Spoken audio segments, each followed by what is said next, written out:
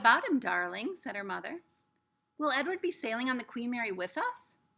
Well, of course, if you wish, although you are getting a little too old for such things as China rabbits. Nonsense, said Abeline's father jovially. Who will protect Abeline if Edward is not there? From the vantage point of Abeline's lap, Edward could see the whole table spread out before him in a way that he could never see when he was seated in his own chair. He looked upon the glittering array of silverware and glasses and plates. He saw the amused and condescending looks of Abeline's parents, and then his eyes met Pellegrina. Pellegrina. Who's Pellegrina? Her grandmother. She was looking at him in a way like a hawk would be hanging lazily in the air, studying a mouse on the ground. How would a hawk be looking at a mouse before they attack it? That's how he feels that Pellegrina is looking at him. Perhaps the rabbit fur on Edward's ears and tail and the whiskers on his nose had some dim memory of being hunted, for a shiver went through him. Yes, said Pellegrina, without taking her eyes off Edward. Who will watch over Abeline if the rabbit is not there? That night when Abeline asked, as she did every night, if there would be a story, Pellegrina said, Tonight, lady, there will be a story. Abeline sat up in bed. I think that Edward needs to sit here with me, she said, so that he can hear the story too. I think that is best, said Pellegrina. Yes, I think the rabbit must hear the story. Abeline picked Edward up, sat him next to her in bed, and arranged the covers around him, and then she said to Pellegrina, We're ready now. So, said Pellegrina. She coughed. And so, the story begins with a princess. A beautiful princess, Abeline asked. A very beautiful princess. How beautiful? You must listen, said Pellegrina. It is all in the story. So there's Edward listening. Once there was a princess who was very beautiful. She shone as bright as the stars on a moonless night. But what difference did it make that she was beautiful? None. No difference. Why did it make no difference? Asked Abeline. Because, said Pellegrina, she was a princess who loved no one and cared nothing for love, even though there were many who loved her. At this point in her story, Pellegrina stopped and looked right at Edward, and she stared deep into his painted-on eyes, and again Edward felt a shiver go through him. And here's Pellegrina, and there's Pellegrina telling Edward and Abeline a story. And so, said Pellegrina, still staring at Edward. What happened to the princess? Said Abeline. And so, said Pellegrina, turning back to Abeline. The king, her father, said that the princess must marry, and soon after this a prince came from the neighboring kingdom, and he saw the princess, and immediately he loved her. He gave her a ring of pure gold. He placed it on her finger, and he said these words to her, I love you. But do you know what the princess did? Abeline shook her head. She swallowed the ring.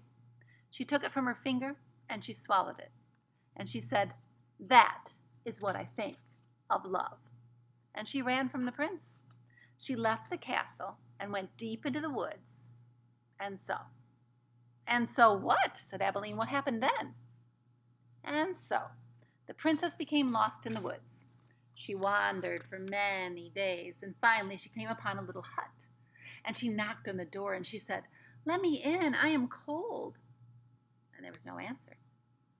And she knocked again, and she said, Let me in, I am hungry. And a terrible voice answered her, and the voice said, Enter, if you must. Well, the beautiful princess entered, and she saw a witch sitting at a table counting pieces of gold.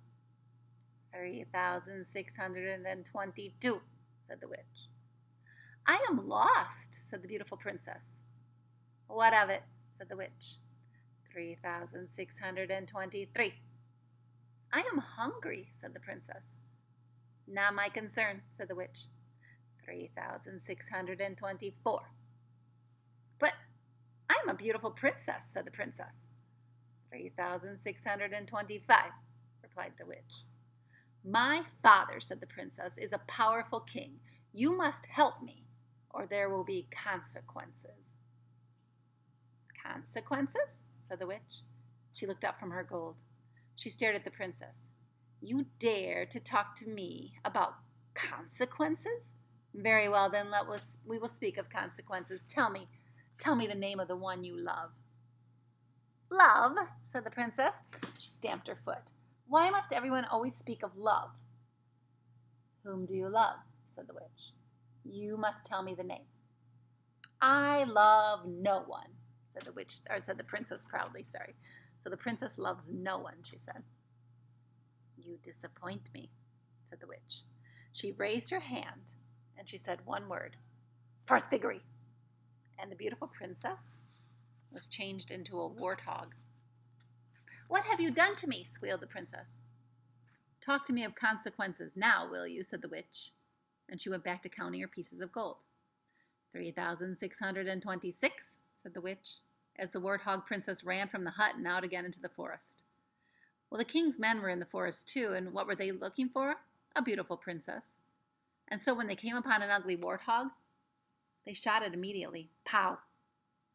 No, said Abilene. Yes, said Pellegrina. The men took the warthog back to the castle, and the cook slit open its belly, and inside she found a ring of pure gold. And there were many hungry people in the castle that night, and all of them were waiting to be fed. So the cook put the ring on her finger and finished butchering the warthog.